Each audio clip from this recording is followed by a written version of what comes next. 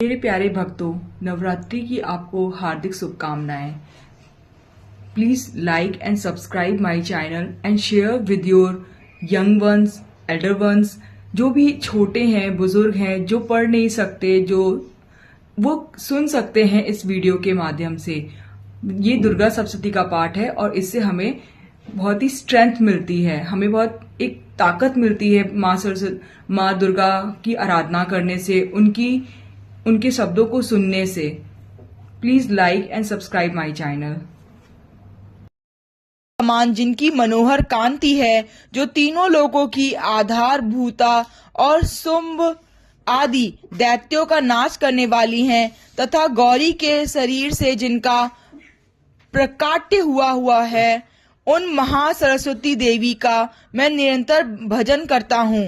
ऋषि कहते हैं, पूर्व काल में शुंभ और निशुंभ नामक असुरों ने अपने बल के घमंड में आकर सचीपति इंद्र के हाथ में तीनों लोकों का राज्य और यज्ञ भाग छीन लिए। वे ही दोनों सूर्य, चंद्रमा, कुबेर, यम और वरुण के अधिकार का भी उपयोग करने लगे। वायु और अग्नि का कार्य भी वे ही करने लगे। इन दोनों सब देवताओं को अपमानित, राज्य भ्रष्ट, पराजित तथा अधिकारहीन करके स्वर्ग से निकाल दिए। उन दोनों महान असुरों से तिरस्कृत देवताओं ने अपराजिता देवी का स्मरण किया और सोचा, जगदम्बा ने हम लोगों को वर दिया था कि आपत्ति काल में स्मरण करने पर मैं तुम्हारी सब आपत्तियों का तत्काल नाश कर दूंगी। यह विचार कर देवता गिरिराज हिमालय पर गए और वहां भगवती विष्णु माया की स्तुति करने लगे। देवता बोले, देवी को नमस्कार है, महादेवी शिवा को सर्वदा नमस्कार है, प्रकृति एवं भद्रा को प्रणाम है। हम लोग नियम पूर्वक जगदम्बा को नमस्कार करते हैं। रौद्रा को नमस्कार है, नित्या, गौरी एवं धात्री को बारंबार नमस्कार है।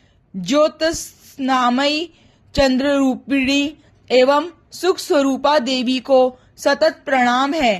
शरणागतों का कल्याण करने वाली वृद्धि एवं सिद्धि रूपा देवी को हम बारंबार नमस्कार करते हैं। नैश्रुति राजाओं की लक्ष्मी तथा सावर्णी स्वरूपा आप जगदम्बा को बार बार नमस्कार है। दुर्गा, दुर्गपारा, सारा, सर्वकारणी, ख्याति, कृष्णा और ध्रुमा देवी को सर्वदा नमस्कार है। अत्यंत सौम्य तथा अत्यंत रौद्र रूपा देवी को हम नमस्कार करते हैं, उन्हें हमारा बारंबार प्रणाम है। जगत की आधारभूता कृति देवी को बारंबार नमस्कार है।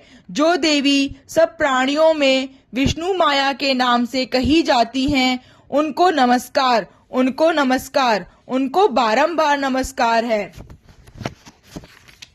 जो देवी सब प्राणियों में चेतना कहलाती हैं, उनको नमस्कार, उनको नमस्कार, उनको बारंबार नमस्कार है। जो देवी सब प्राणियों में बुद्धि रूप से स्थित हैं, उनको नमस्कार, उनको नमस्कार, उनको बारंबार नमस्कार है। जो देवी सब प्राणियों में निद्रा रूप से स्थित हैं, उनको नमस्कार, उनको नमस्कार, उनको बारंबार नमस्कार है। जो देवी सब प्राणियों में क्षुधार रूप से स्थित हैं, उनको नमस्कार, उनको नमस्कार, उनको बारंबार नमस्कार है। जो देवी सब प्राणियों में छाया रूप से स्थित हैं, उनको नमस्कार, उनको नमस्कार, उनको बारंबार नमस्कार है। जो देवी सब प्राणियों में शक्ति रूप से स्थित हैं, उनको नमस्कार, उनको नमस्कार, उनको बारंबार नमस्कार है। जो देवी सब प्राणियों में तृष्णा रूप से स्थित हैं,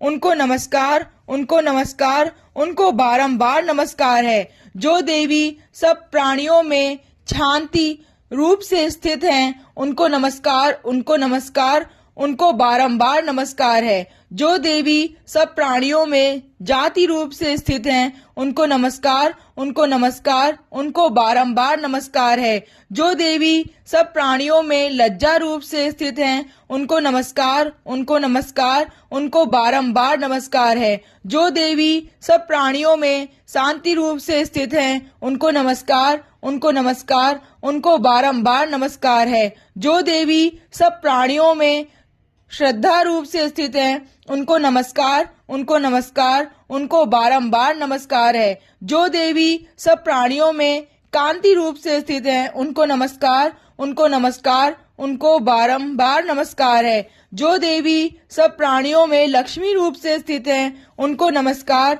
उनको नमस्कार, उनको बारंबार नमस्कार है। जो देवी सब प्राणियों में वृत्ति रूप से स्थित हैं, उनको नमस्कार, उनको नमस्कार, उनको बारंबार नमस्कार है।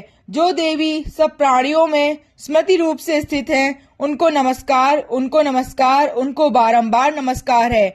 जो देवी सब प्राणियों में दया रूप से स्थित हैं, उनको नमस्कार, उनको नमस्कार, उनको बारंबार नमस्कार है। जो देवी सब प्राणियों में दृष्टि रूप से स्थित हैं, उनको नमस्कार, उनको नमस्कार, उनको बारंबार नमस्कार है। जो देवी सब प्राणियों में माता रूप से स्थित हैं, उनको नमस्कार, उनको नमस्कार, उनको बारंबार नमस्कार है। जो देवी सब प्राणियों में भ्रांति रूप से स्थित हैं, उनको नमस्कार, उनको नमस्कार, उनको बारंबार नमस्कार है। जो जीवों के इंद्रिय वर्ग की अधिष्ठात्री देवी एवं स्वयं प्राणियों में सदा व्याप्त रहने वाली उन व्याप्ति देवी को बारंबार नमस्कार है।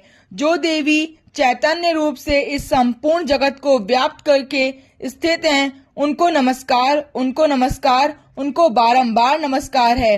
पूर्व काल में अपने अभिष्ट की प्राप्ति होने से देवताओं ने जिनकी स्तुति की तथा देवराज इंद्र ने बहुत दिनों तक जिनका सेवन किया, वह कल्याण की साधन भूता ईश्वरी हमारा कल्याण और मंगल करें तथा सारी आपत्तियों का नाश कर डालें। उद्दंड दैत्यों से सताए हुए हम सभी देवता जिन परमेश्वरी को इस समय नमस्कार करते हैं तथा जो भक्ति से विनम्र पुरुषों द्वारा स्मरण की जाने पर तत्काल ही संपूर्ण विपत्तियों का नाश कर देती हैं, वे जगदम्बा हमारा संकट दूर करें। ऋषि कहते हैं, राजन, इस प्रकार जब देवता स्तुति कर रहे थे, उस समय पार्वती देवी गंगा जी के जल में स्नान करने के लिए वहां आई। उन सुंदर भवों वाली भगवती ने देवताओं से पूछा, आप लोग यहाँ किसकी स्तुति करते हैं? तब उन्हीं के शरीर कोश से प्रकट हुई शिवा देवी बोली, शुंभ दैत्यों से तिरस्कृत और युद्ध में निशुंभ से पराजित हो यहाँ एकत्रित हुए ये सम्मत देवता मेरी ही स्तुति कर रहे हैं।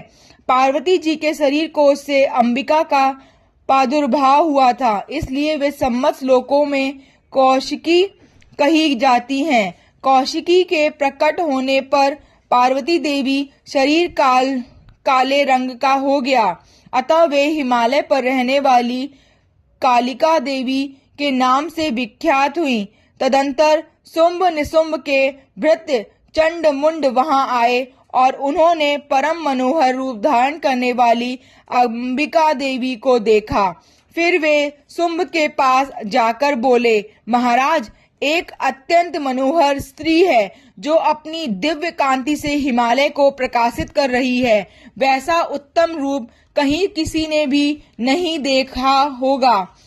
असुरेश्वरी, पता लगाइए वह देवी कौन है और उसे ले लीजिए। स्त्रियों में तो वह रत्न है, उसका प्रत्येक अंग बहुत ही सुंदर है तथा वह अपनी श्री अंगों की प्रभा से संपूर्ण दिशाओं में प्रकाश फैला रही हैं।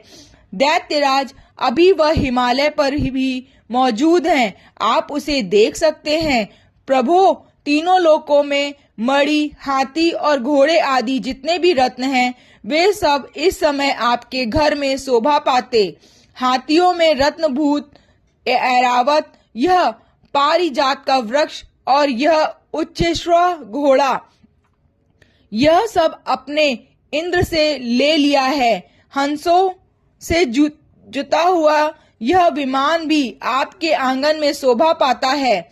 यह रत्नभूत अद्भुत विमान जो पहले ब्रह्मा जी के पास था, अब आपके यहाँ लाया गया है। यह महापद नामक निधि आप कुबेर से छीन लाए हैं। समुद्र ने भी आपको किंजलकिनी नाम की माला भेंट की है, जो केसरों से सुशोभित है और जिसके कमल कभी कुम्हलाते नहीं। सुवर्ण की वर्षा करने वाला वरुण का छत्र भी आपके घर में शोभा पाता है तथा यह श्रेष्ठ रथ जो पहले प्रजापति के अधिकार में था, अब आपके पास मौजूद है। दैत्येश्वर मृत्यु की उत्क्रांतिदा नाम वाली शक्ति भी आपने छीन ली है तथा वरुण का पास और समुद्र में होने वाला सब प्रकार के रत्न आपके भाई निशुंभ के अधिकार में हैं। अग्नि ने भी स्वतः शुभ किए हुए 2 वस्त्र आपकी सेवा में अर्पित किए गए हैं। दैत्यराज, इस प्रकार सभी रत्न आपने एकत्र कर लिए हैं। फिर जो यह स्त्रियों में रत्न रूप कल्याणमयी देवी है, इसे आप क्यों नहीं आप अपने अधिकार में कर लेते। ऋषि कहते हैं, चंडमुंड का वचन सुनकर शुंभ ने महादैत्य सुग्रीव को दूत बनाकर देवी के पास भेजा और कहा, तुम मेरी आज्ञा से उसके सामने ये बातें कहना और ऐसा उपाय करना जिससे प्रसन्न होकर वह शीघ्र ही यहाँ आ जाए। वह दूत पर्वत के अत्यंत रमणीय प्रदेश में जहाँ देवी मौजूद थी गया और मधुर वाणी में कोमल वचन बोला। दूत बोला, देवी दैत्यराज शुंभ इस समय तीनों लोकों के परमेश्वर हैं। मैं उन्हीं का भेजा हुआ दूत हूँ और यहाँ तुम्हारे ही पास आया हूँ। उनकी आज्ञा सदा सब देवता एक स्वर से मानते हैं, कोई उसका उल्लंघन नहीं कर सकता। वे संपूर्ण देवताओं को परास्त कर चुके हैं। उन्होंने तुम्हारे लिए जो संदेश दिया है उसे सुनो। संपूर्ण त्रिलोकी मेरे अधिकार में, देवता भी मेरी आज्ञा के अधीन चलते हैं। संपूर्ण यज्ञों के भागों को मैं भी ही पृथक पृथक भोगता हूँ।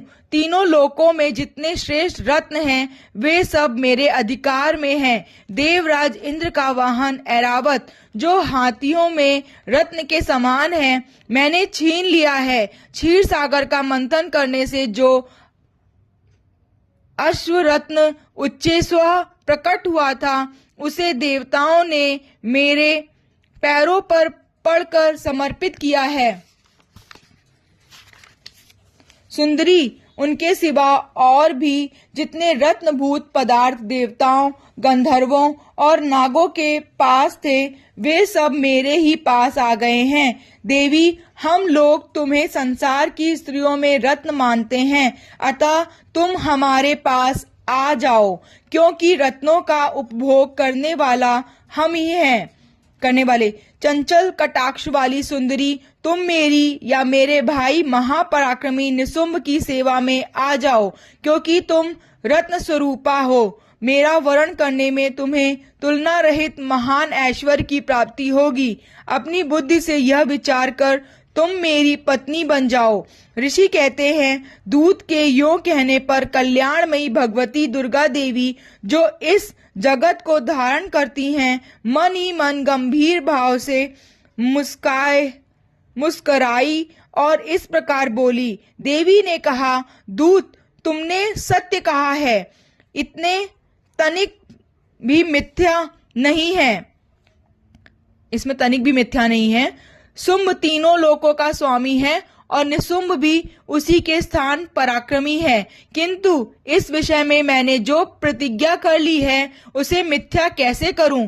मैंने अपनी अल्प बुद्धि के कारण पहले से जो प्रतिज्ञा कर रखी है उसे सुनो। जो मुझे संग्राम में जीत लेगा, जो मेरे अभिमान को चूर्ण कर देगा तथा संसार में जो मेरे समान बलवान होगा, वही मेरा स्वामी होगा। इसलिए शुंभ तथा महादैत्य निशुंभ स्वयं ही वहां पधारे और मुझे जीतकर शीघ्र ही मेरा प्राणी ग्रहण कर ले। इसमें विलंब की क्या आवश्यकता है? दूत बोला, देवी तुम घमंड में भरी हो, मेरे सामने ऐसी बातें ना करो। तीनों लोकों में कौन ऐसा पुरुष है जो शुंभ निशुंभ के सामने खड़ा हो सके? देवी, अन्य दैत्यों के सामने भी सारे देवता युद्ध में नहीं ठहर सकते, फिर तुम अकेली स्त्री होकर कैसे ठहर सकती हो? जिन शुंभ आदि दैत्यों के सामने इंद्र आदि सब देवता भी युद्ध में खड़े नहीं हुए, उनके सामने तुम स्त्री होकर कैसे जाओगी? इसलिए तुम मेरे ही कहने से शुंभ निशुंभ के पास चली चलो।